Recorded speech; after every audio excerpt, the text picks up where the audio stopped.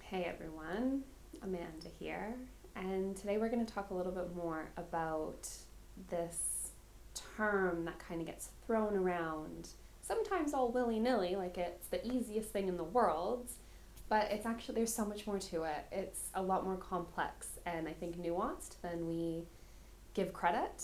So the term embodiment, I think embodiment has become this word where it makes it sound like it's A, super easy, B, super accessible, and C, like to be embodied is the only way to live a fulfilling life. And like, yeah, cool. And there's so much more to it. So when we think of embodiment, embodiment is the idea or the concept of being present in one's body for the whole of an experience. So to be embodied means to be present, really, at the end of the day. It's that mindful presence or awareness of the present moment. Hearing, seeing, sensing, smelling, feeling, and noticing what's happening internally. So you're not only present with your external environment, but you also are present with the internal. So this sounds amazing. Like, oh, beautiful, blissful, great.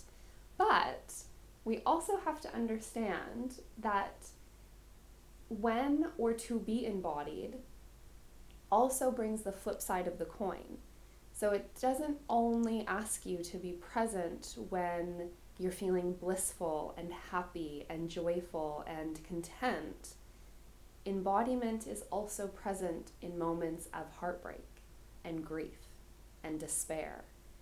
So while we're throwing this word embodiment around like it's this grand, beautiful destination, we also have to give space for the fact that sometimes it's deeply uncomfortable to be embodied. It's deeply uncomfortable to be present with what's occurring.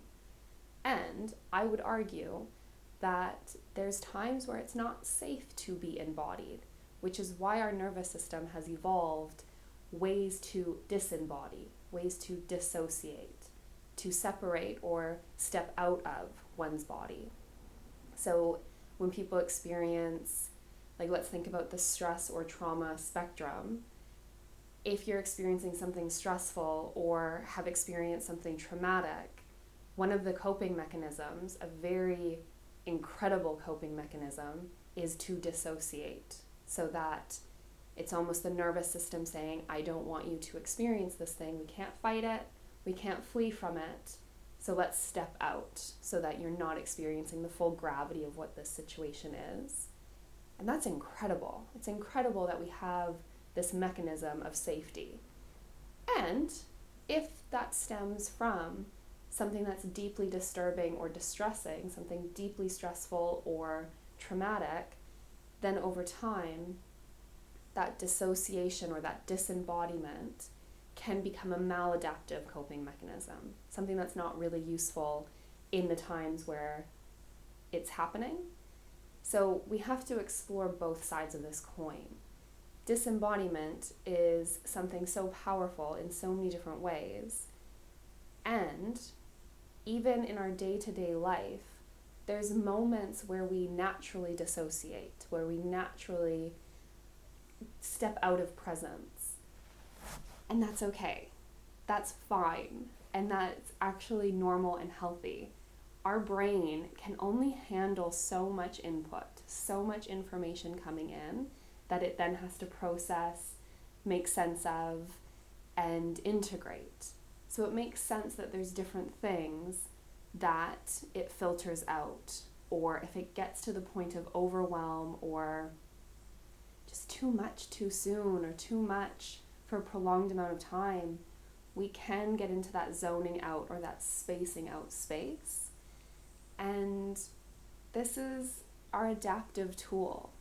So if it's something that is becoming problematic or something that you're wishing to experience less of, I think one of the first steps does need to be this acknowledgement of its power, the fact that it is a safety mechanism, it is something that served its purpose.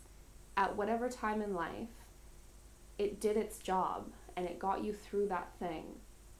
So that acknowledgement of, like, thank you, nervous system, for doing the thing that is so, so useful. And now you might be in a space where you want to work with it, where you want to experience embodiment a little bit more or a little bit more often.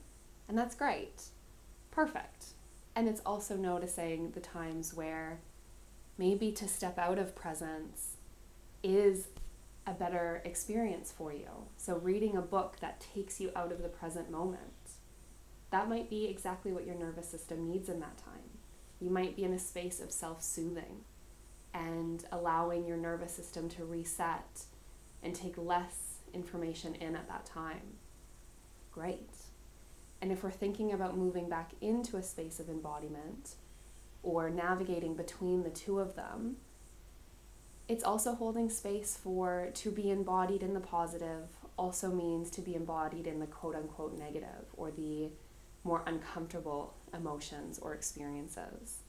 So thinking about that for yourself, you might take a moment to notice the times that you do feel most present, most embodied, most in this moment with yourself and the external and internal environment. What moments draw you into presence? And what moments do you lean away from or start to step out of presence and disconnect from? And you might ask yourself, are there times where I tend to lean out and now I'm ready to invite myself back in?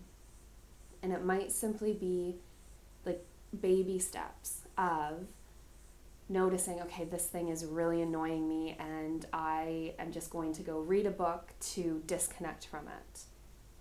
You might choose to take another moment with that emotion before reaching for the book or before watching Netflix or before, like, whatever the thing is that you do.